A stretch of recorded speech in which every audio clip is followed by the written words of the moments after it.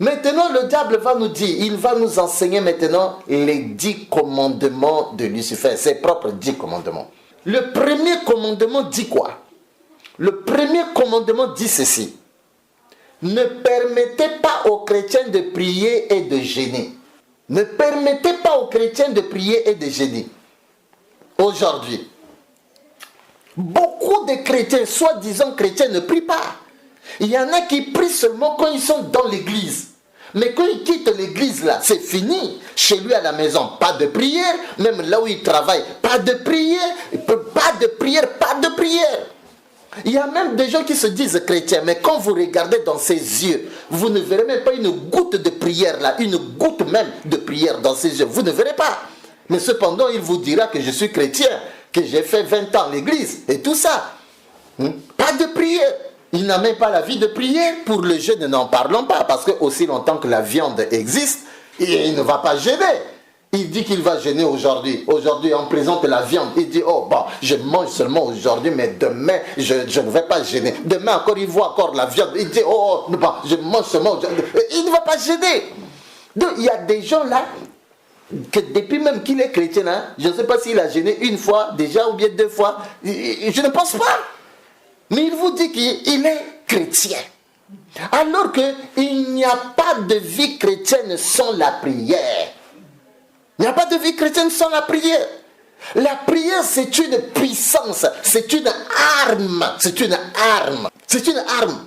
Mais les gens peuvent me dire que la prière, c'est quoi? Le jeûne, c'est quoi? C'est des petites choses. Je dis oui, c'est des petites choses que vous négligez. Mais cependant, c'est ça qui va vous créer, c'est ça qui vous crée des problèmes dans le monde spirituel.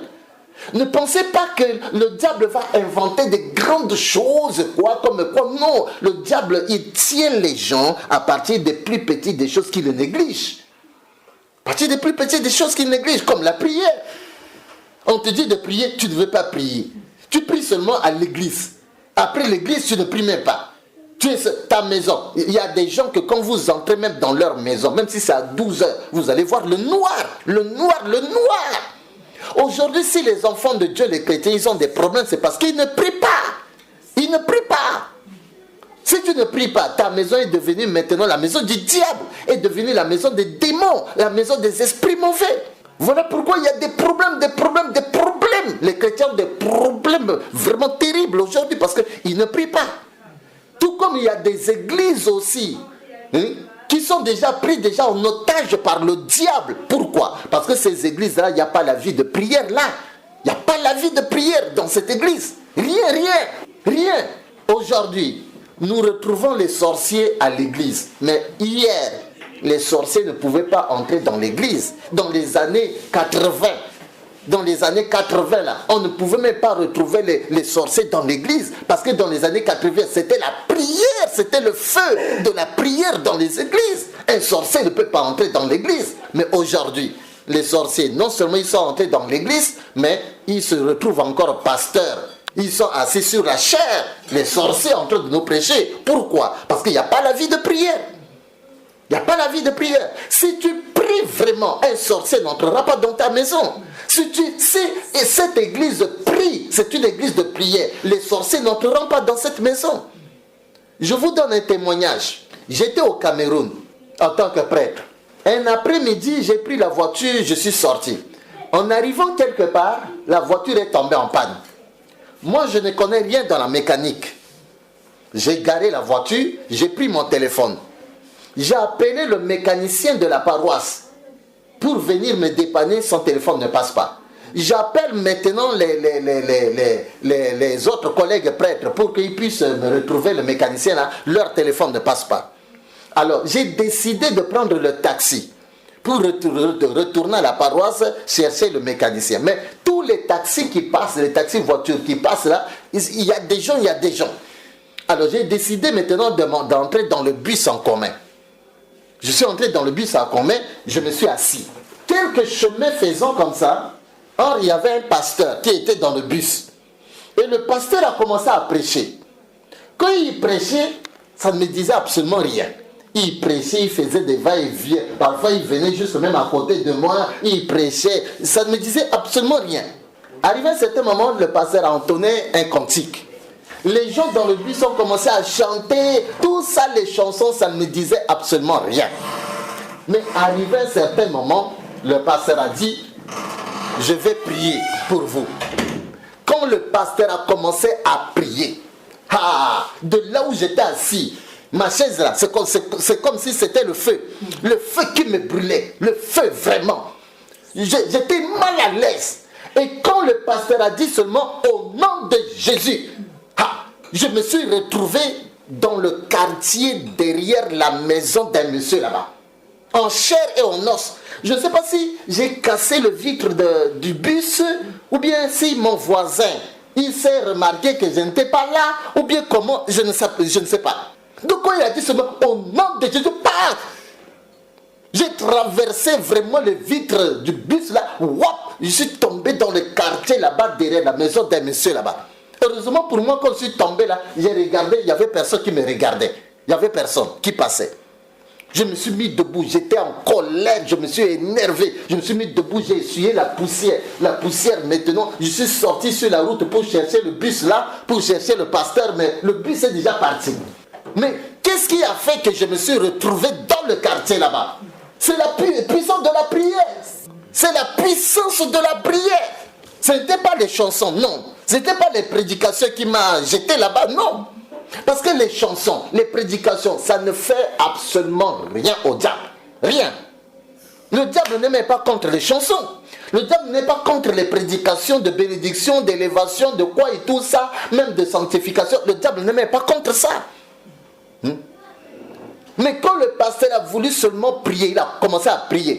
De là où j'étais, c'est comme si c'est le feu qui me prenait. J'étais mal à l'aise. Mes yeux étaient devenus rouges maintenant. Quand il a dit seulement, il veut terminer sa prière en disant, au nom de Jésus-Christ là, je ne sais pas si j'ai cassé le vitre, ou bien si les gens remarquaient, et tout ça, je ne sais pas. Mais je suis tombé derrière la maison, dans le quartier là-bas, par terre. La prière a une puissance que les enfants de Dieu ne savent pas. La prière. Il faut prier, il faut prier, il faut prier. Prie jusqu'à ce que ta vie devienne une vie de prière. Tu ne peux jamais avoir la victoire dans ce monde-ci sans la prière. Ça ne marchera pas. Ça ne marchera pas. Parce que d'ailleurs, ce monde dans lequel nous sommes ne nous appartient pas. Ne nous appartient pas. Ce monde ne nous appartient pas. Et si nous voulons exceller dans ce monde-ci, si nous voulons avoir la victoire dans ce monde-ci, c'est par le biais de la prière. Nous devons prier. Dieu nous a mis dans ce monde-ci pour que nous puissions prier, exceller, avoir la victoire. Avoir la victoire. Tu ne peux jamais avoir la victoire sans la prière. Et c'est normal aujourd'hui que les enfants de Dieu, ils ont des problèmes dans leur vie sans la prière. Parce qu'ils ne prient pas. Deuxième témoignage. J'étais en Côte d'Ivoire, à la paroisse, à Abidjan. Alors, à la paroisse, il y a une maman légionnaire qui priait là. J'ai aimé la maman là. Pas que j'ai aimé la maman là de l'amour fraternel, non. J'ai aimé la maman là de coucher avec elle. Je voulais coucher, je voudrais qu'elle soit ma copine. Voilà. Je l'ai aimée. Alors, j'ai donné rendez-vous à cette maman là dans un hôtel. On s'est retrouvé avec la maman là dans l'hôtel. On entre dans la chambre. On s'est déshabillé tout. Au moment d'entrer en action, je suis devenu faible. C'est-à-dire l'impuissance. La maman a essayé de faire les manœuvres pour me remonter. Rien. J'étais énervé. La maman déçue. J'étais déçu. Échec. On s'est séparés. Je rentre maintenant à la paroisse. Je me suis dit, est-ce que c'est l'hôtel là qui a un problème ou bien comment? J'ai appelé encore la maman. J'ai dit, madame, tu connais l'hôtel qu'on appelle tel? La maman a dit, je ne connais pas. J'ai dit, bon, prends seulement un taximène. Qu'elle t'amène là-bas. On se retrouve là-bas, dans un autre hôtel. On s'est retrouvé encore là-bas. On entre dans la chambre, on s'est déshabillé. Au moment de l'action, je suis devenu faible. La maman a essayé de faire tout, zéro. Deuxième déception. On s'est séparés. Je suis retourné à la paroisse maintenant, j'ai pris mon téléphone la nuit. J'ai appelé la maman. J'ai dit, madame, dis-moi un peu, ton mari, qu'est-ce qu'elle fait dans la vie? Il est qui? La dame maintenant qui me dit, mon père, mon mari ne prie pas à l'église catholique, non. Mon mari c'est un diacre. Lui, il prie dans une autre église. Il est diacre dans une autre église, pas catholique, dans une autre église pentecôtiste là-bas. Quand la maman a dit ça, la dame a dit ça, je me suis dit, c'est ça le problème. Donc c'est son mari avec la prière, c'est son mari. C'est son mari qui a fait que j'ai eu des échecs là-dedans, c'est son mari. Alors j'ai dit maintenant à la dame, bon, je comprends maintenant la source de notre échec, c'est ton mari. Alors j'ai dit à la dame, bon, cette fois-ci, je vais venir chez vous à la maison. Chez vous à la maison, et puis on va faire ça chez vous à la maison. La dame a dit, mon père, ça vraiment je ne peux pas accepter, ça ne peut jamais se faire. Et la dame a dit, bon mon père, si tu veux, attends, quand mon mari va voyager, je vais te faire signe et puis tu peux venir. 2 semaines plus tard, la dame est venue à la paroisse, elle m'a dit après la messe que mon mari a déjà voyagé. Et je lui ai dit, bon, je vais venir aujourd'hui, le soir. Le soir du dimanche, maintenant vers 22h, j'ai pris la voiture. Je suis arrivé, j'ai garé la voiture sur la grande route. Comme la maison de cette dame-là avec son mari, c'est dans le quartier, je suis rentré dans le quartier à pied, je suis arrivé devant la porte. La dame m'attendait déjà devant la porte. Quand je suis arrivé, elle a ouvert la porte, je suis entré dans la chambre, au salon. La maman avait 2 enfants, des petits-enfants. Alors, la maman m'a dit, mon père, j'ai déjà arrangé une autre chambre déjà pour notre histoire déjà. Alors, j'ai dit à la dame, moi je ne veux pas de cette chambre-là, je veux seulement votre chambre, là où toi et ton mari vous dormez. La dame a dit, mon père, tout sauf ça, je ne peux pas accepter. J'ai insisté, la dame a refusé, j'ai insisté, elle a refusé. Arrivé à un certain moment, j'ai dit à la dame, bon, permets seulement que j'entre seulement dans la chambre, que je regarde seulement votre chambre et maintenant je vais sortir. Et la dame a dit, bon, si c'est ça, il n'y a pas de problème. Mais qu'est-ce que je voulais? Un sataniste ne marche jamais seul. Il marche avec des démons à côté de lui. Et ces démons-là, il les voit. C'est exactement comme les enfants de Dieu. Les enfants de Dieu ne marchent jamais seuls. Ils marchent avec les anges de Dieu à côté d'eux. Parce que la Bible dit que l'ange de Dieu campe tout autour de ceux qui craignent Dieu. Donc si toi, enfant de Dieu, si tu crains Dieu, tu n'es pas seul.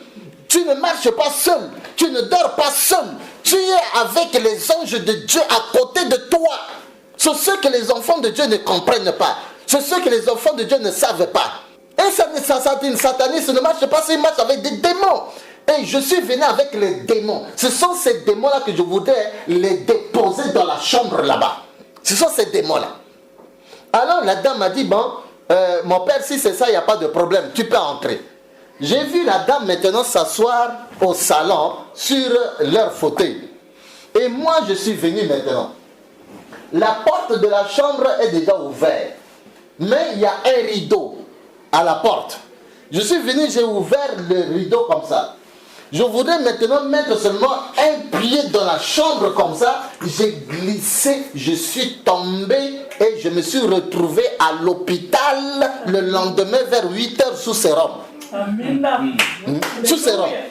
Donc la chose que moi je savais c'est quoi? Ce que je savais c'est que c'est quand je voudrais mettre un pied comme ça. C'est ce que je savais. Mais le reste de ces choses-là, je ne sais pas. Donc je suis tombé. Et je me suis retrouvé le lendemain lundi à 8h sous sérum à l'hôpital. Je ne sais même pas comment la dame s'est arrangée pour m'amener à l'hôpital là-bas. Je ne sais pas. Parce que la voiture était restée toujours sur la grande route là jusqu'à 8h là. Jusqu'à 8h là. Donc, je me suis retrouvé le lundi vers 8h sous sérum. C'est là où j'ai posé la question au docteur. Docteur, je fais quoi ici? Le docteur m'a dit, mon père, tu étais déjà parti. Je dis, parti où? Il dit, oh, tu étais déjà parti loin. Je dis, oh. Donc, il voulait me dire que j'étais déjà mort déjà. Et tout ça. Il me dit, mon père, d'abord, il faut glorifier Dieu. Je dis, alors, j'ai dit au docteur, maintenant, enlève le sérum, enlève. Il a enlevé le sérum. Je suis sorti de l'hôpital maintenant, j'ai pris le taxi directement à la paroisse. C'est quand je suis rentré à la paroisse maintenant que j'ai demandé au chauffeur maintenant d'aller maintenant prendre, je lui ai montré là où était la voiture et que le chauffeur est allé prendre ça. Mais à partir de ce moment-là, Quand je vois cette maman-là à la paroisse comme ça, quand elle veut venir comme ça, moi je passe de l'autre côté. Quand elle veut passer comme ça, moi je passe de l'autre côté comme ça. Donc, je commençais à éviter la maman. Mais qu'est-ce qui a fait que je suis tombé comme ça? C'est la prière de son mari. C'est la prière du mari qui a sauvé sa femme, qui a sauvé sa maison. Donc ta prière peut sauver ta maison. Ta prière peut sauver ta femme. Ta prière peut sauver ton mari. Ta prière peut sauver tes enfants. Ta prière peut sauver ta famille. Prie, prie, prie. Fais de ta vie une vie de prière.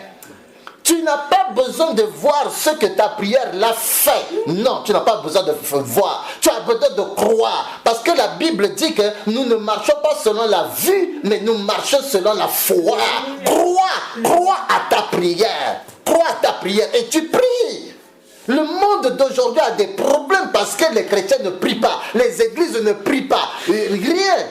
Il y a des églises qui sont des églises de sommeil, de sommeil, de sommeil. Voilà pourquoi les sorciers se retrouvent dans ces églises, jusque même sur la chair et tout ça. C'est par manque de prière. Manque de prière. Deuxième commandement. Le diable dit ceci. Ne permettez pas aux chrétiens de lire la Bible, mais laissez-les lire les romans, les journaux et des livres à caractère religieux. Ne permettez pas aux chrétiens de lire la Bible, mais les laissez lire seulement les journaux, les romans et des livres à caractère religieux. Tel que nous sommes ici dans cette église, combien ont leur Bible avec eux ici? Combien? Même si tu as la Bible dans ton téléphone, est-ce que cela exclut que tu puisses avoir une Bible en papier? Non. Il y a beaucoup de gens qui n'ont même pas la Bible. Et même ceux-là qui ont la Bible, ils ne la lisent même pas.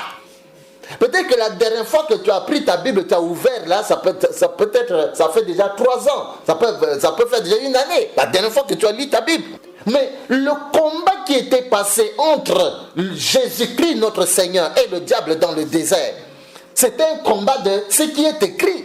C'était un combat de la parole. Quand le diable a dit à Jésus, notre Seigneur, il est écrit. Jésus a dit aussi, il est écrit. Le diable a dit, il est écrit. Jésus a dit, il est écrit. Mais si toi, tu ne connais pas la Bible et que le diable va te dire, il est écrit, tu vas répondre comment? Tu vas répondre comment?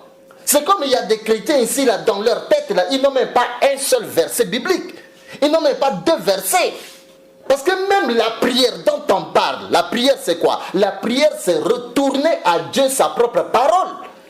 Dieu ne connaît pas nos paroles à nous. Dieu connaît seulement sa parole. Et la Bible dit qu'il est derrière sa parole à lui pour accomplir. Il n'est pas derrière ta parole, non. Derrière sa parole. Mais si tu ne connais pas sa parole, tu vas exceller comment? Tu vas avoir la victoire comment? Rien. La Bible n'a pas dit qu'au commencement étaient des jeunes, non. Ou bien au commencement était peut-être quoi? Des chansons, non. La Bible dit dans Jean chapitre 1, le verset 1, qu'au commencement était la parole, était la parole, était la parole. Mais aujourd'hui, les gens remplaçaient la parole maintenant avec autre chose. Les gens remplaçaient la parole avec les chansons. Aujourd'hui, nous avons dans toutes les maisons là, des chambres de prière, Mais j'ai besoin qu'on me dise qu'il y a des chambres de parole. Voilà. Faites aussi des chambres de parole aussi. Faites aussi des chambres de parole. Mais c'est seulement des chambres de prière, chambres de chansons et quoi et tout ça. Les gens remplaçaient la parole avec autre chose. Si la parole de Dieu n'est pas encore assise en toi, mais tu es une victime pour le diable. Tu es déjà une victime déjà pour le diable. Tu ne peux pas dire que tu aimes Dieu et que tu n'aimes pas sa parole. Non, parce que Dieu est sa parole. Quand tu aimes Dieu, aime sa parole, aime sa parole.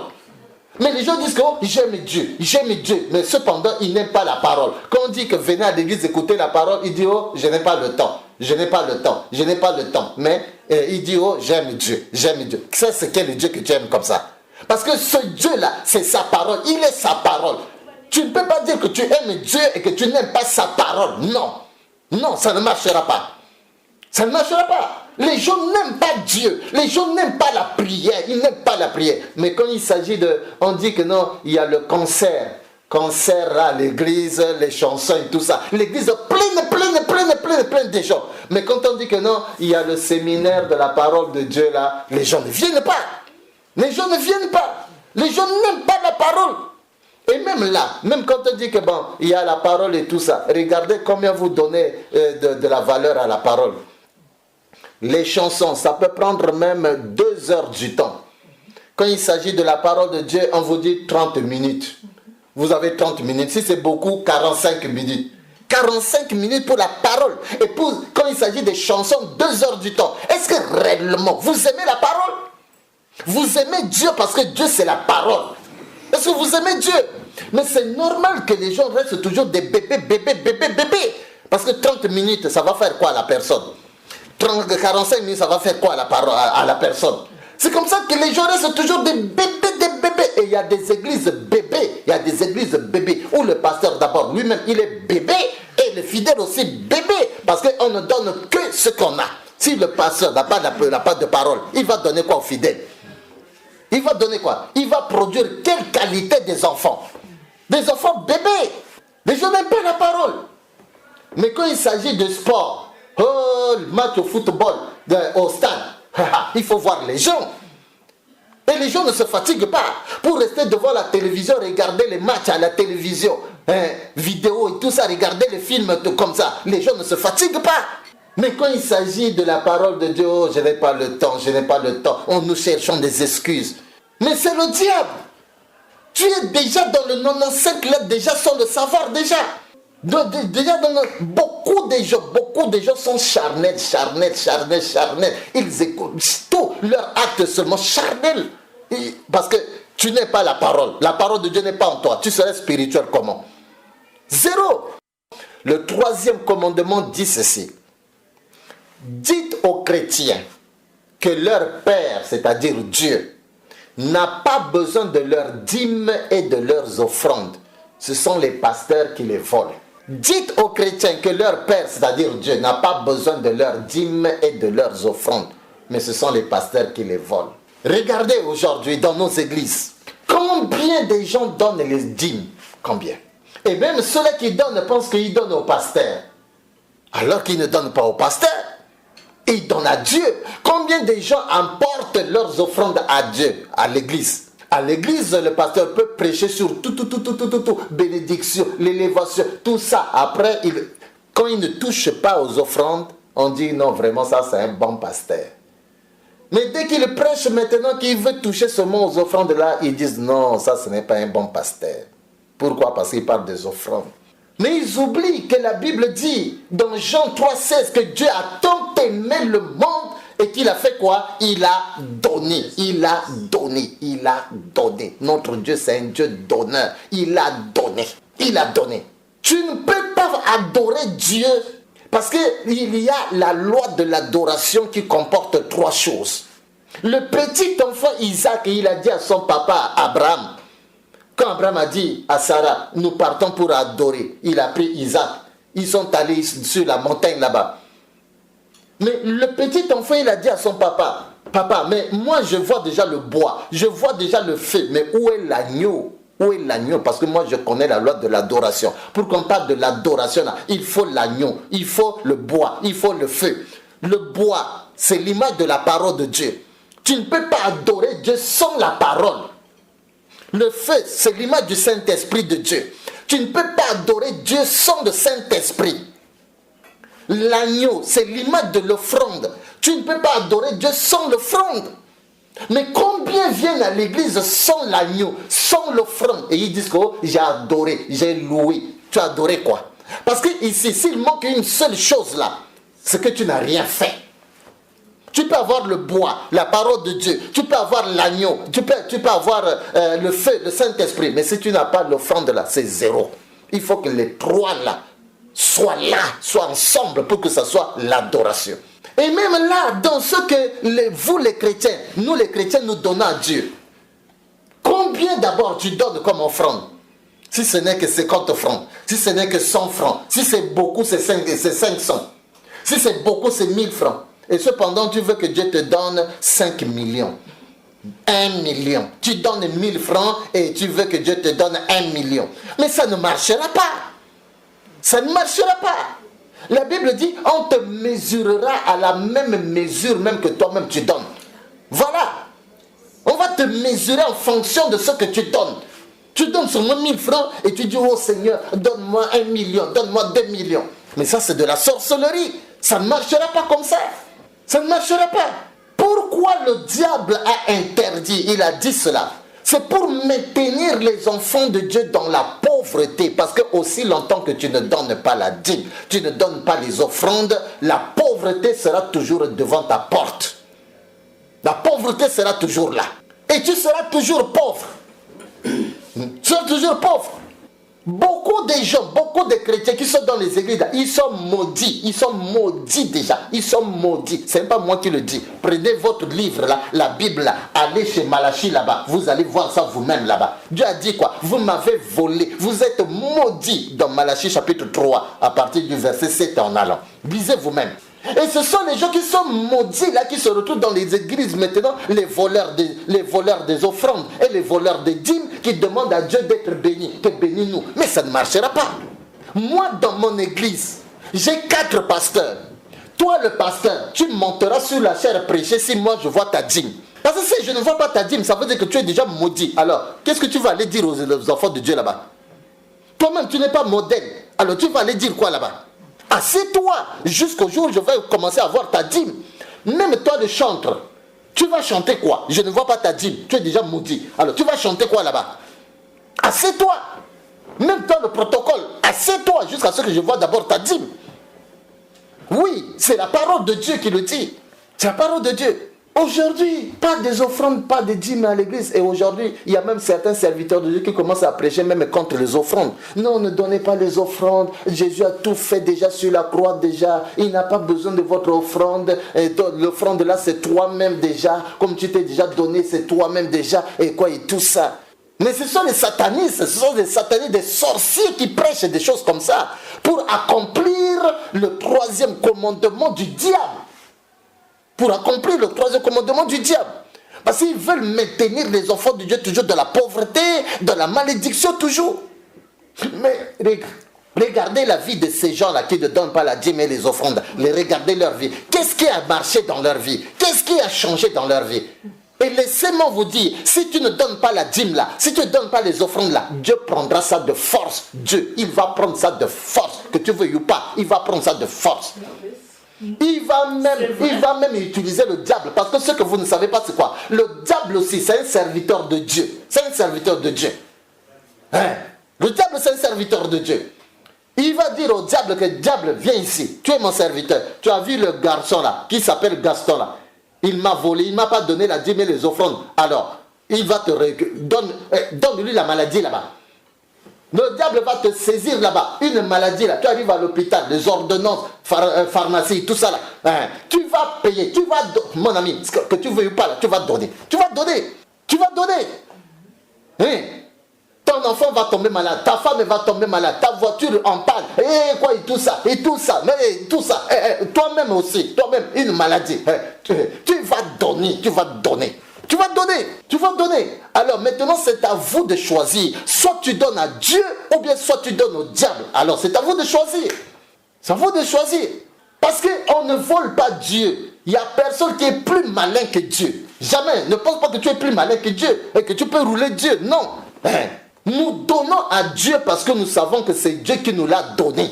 Si tu connais, si tu sais que c'est Dieu qui te l'a donné, tu donneras à Dieu. On ne donne pas à Dieu parce qu'on en a beaucoup. Non.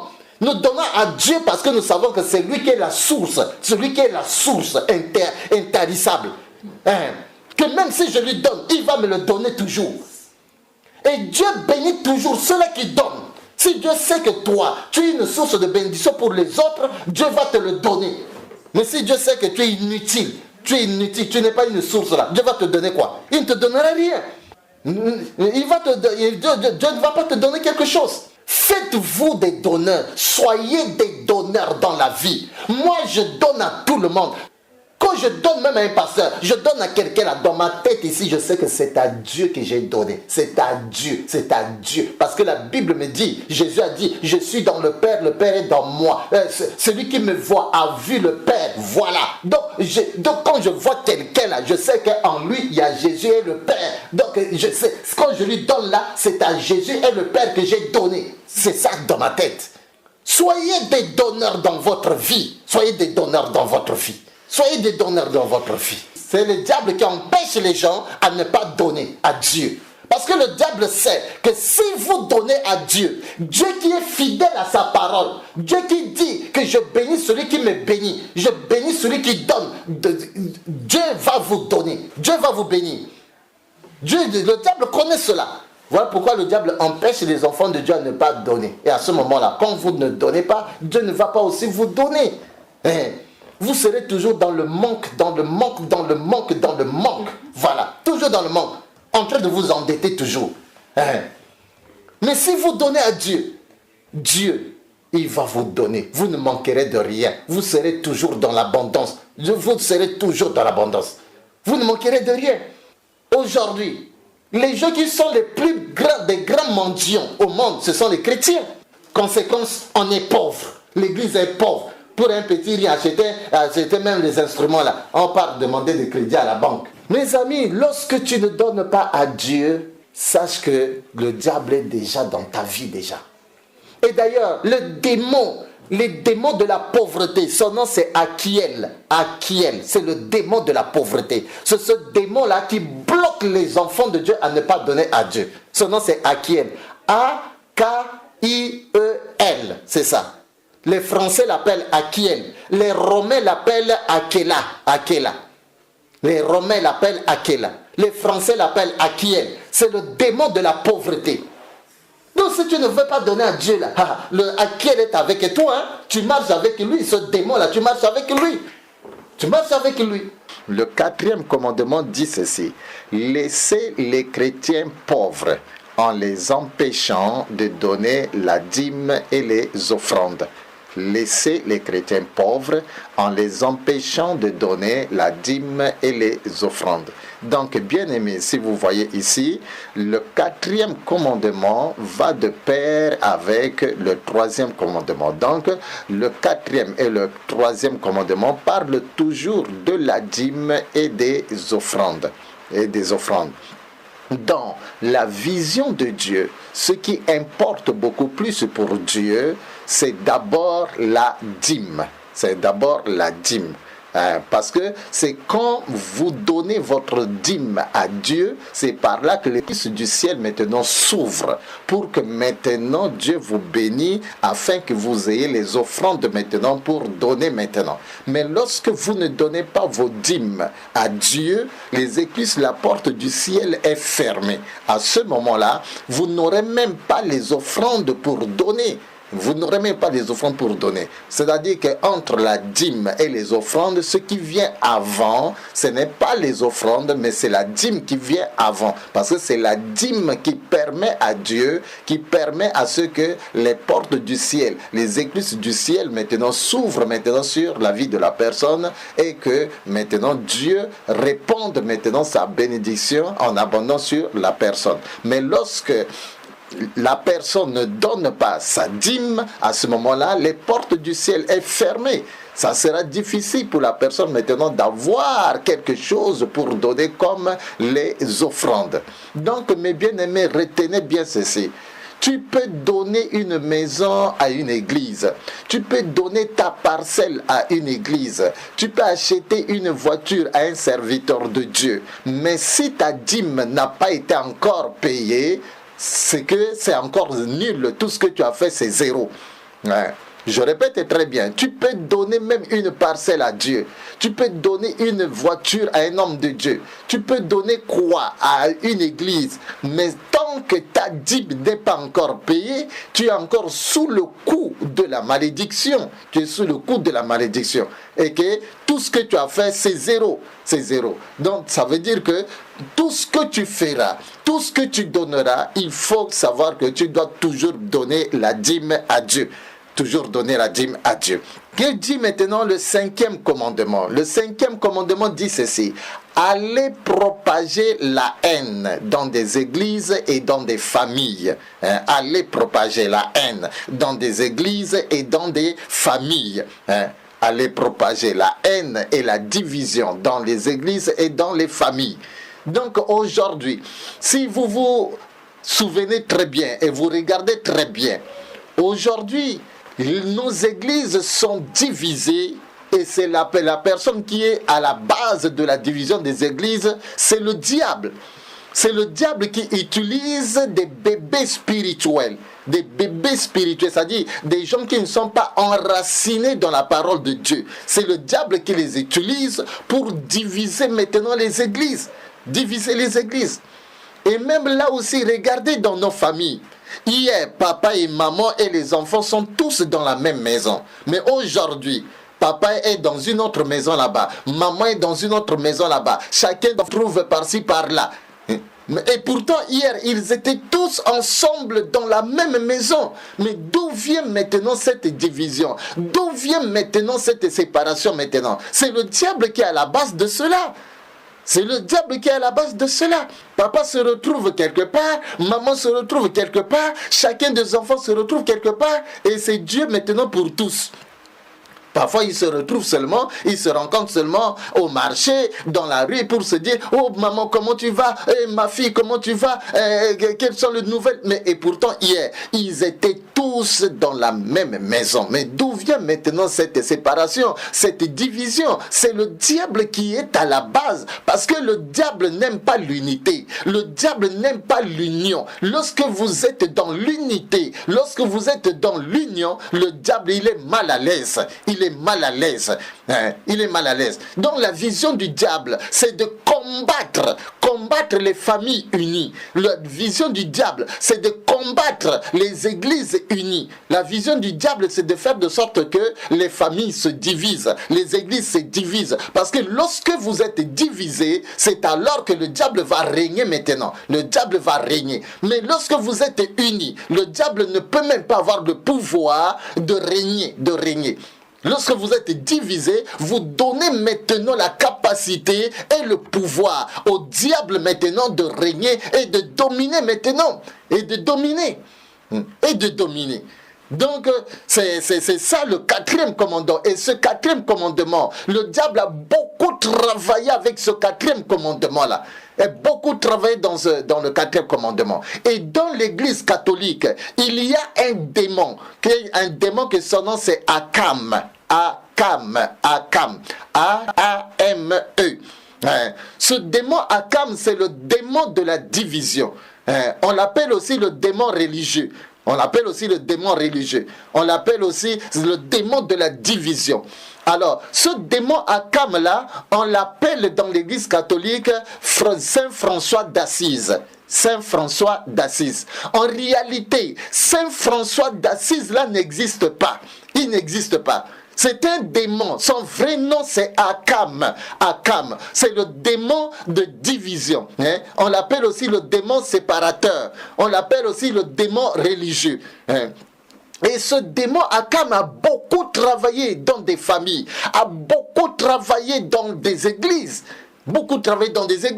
Ils utilisent des enfants de Dieu qui ne sont pas enracinés dans la parole de Dieu, des bébés spirituels pour diviser les églises, diviser les familles et tout ça.